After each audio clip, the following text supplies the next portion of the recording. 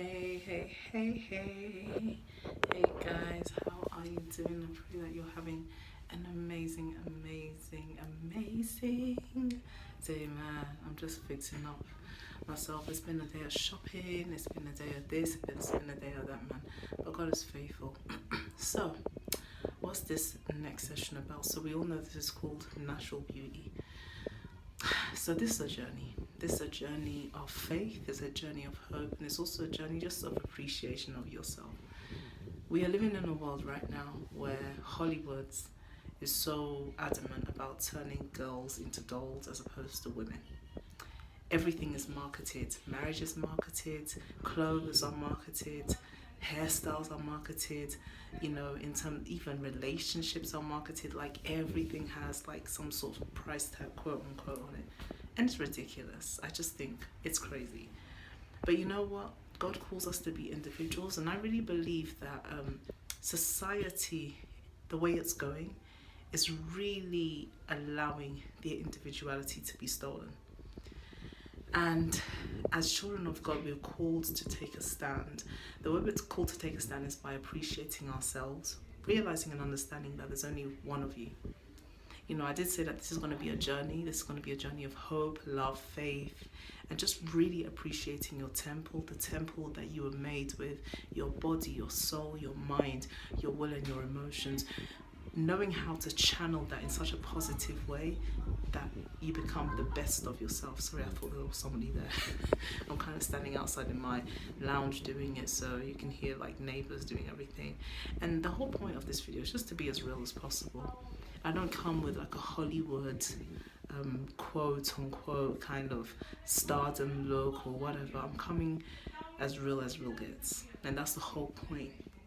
I feel like Facebook filters and just so many things have made us so fake, if I can say that. I'm not saying that filters are bad. I'm not saying that it's not good to have a laugh and it's not good to kind of see yourself in different dimensions. That's all great, but just make sure that you're wearing you and you're not wearing a character or somebody that you want to channel. When I look on the street these days, I see so many people doing the Kim Kardashian or the Nicki Minaj or the Rihanna. And I'm thinking, what about you? What would you do if none of that had influenced you? What would you do if there was no such thing as Hollywood? Would you still have that hairstyle?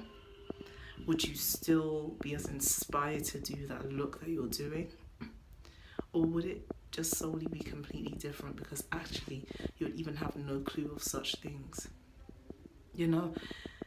When you do a look and it's coming from the inner you, there's always an element of you that is in it, and it's so authentic and it's so unique that people have no option but to comment on how amazing it is.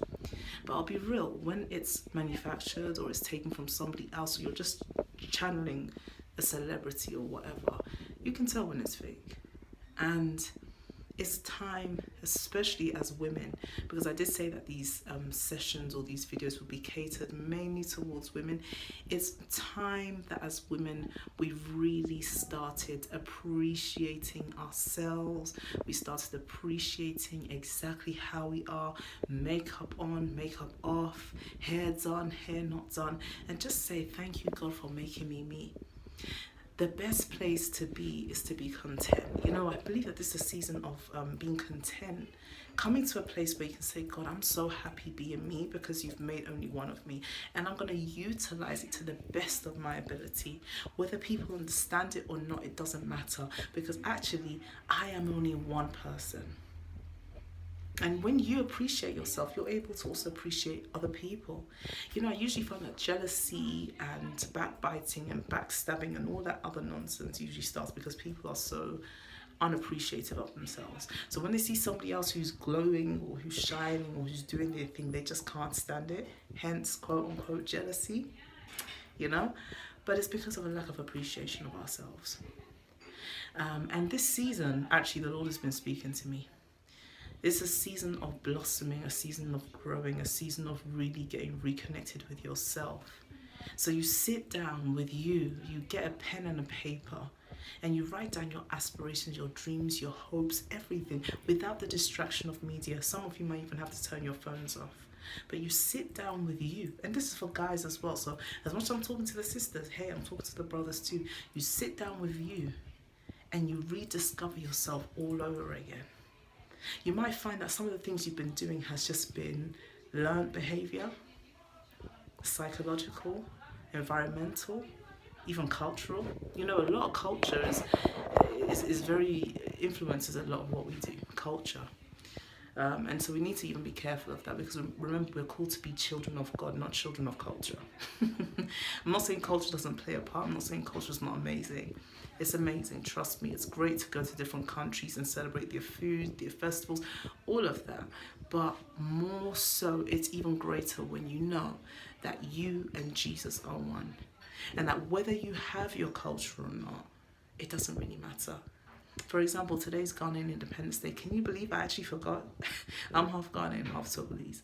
Can you believe I forgot it was Ghanaian Independence Day? Why? Because I'm about my father's business. That's not to say I don't rep Ghana. I love Ghana. I think Ghanaians are amazing, but they're not Jesus. Some of you people are going to shoot me like, what is wrong with her? But you know what? That's the truth. Ghana is an amazing place. It's full of culture, vibrancy, all of that. Need I go on? But is it Jesus? No. We need to understand that we are more than culture. We are more than our environment. We are more than our social, economic status. We're more than all of that. We're children of God. We carry the DNA of Christ.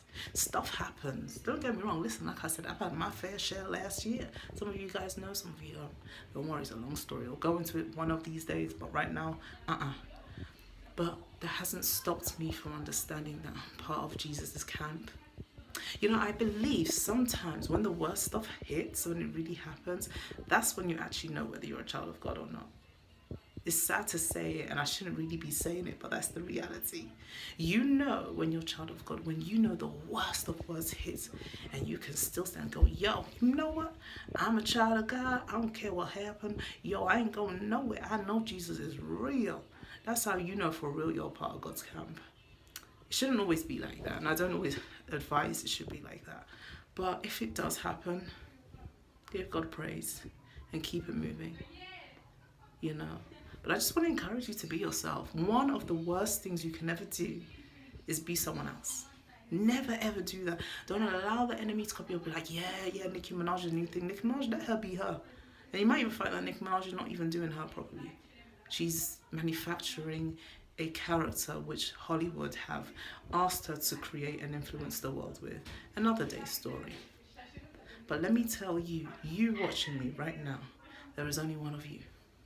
If you dare lose you, you have robbed the world of an amazing person. That's the truth. So I just want to leave you with that message and say, be you, you're amazing, you're fantastic, and you're so perfect. And there is only one of you. And that's all I'm going to say before I keep going on. Love you guys. God bless you. Peace out. And have a good day. Bye.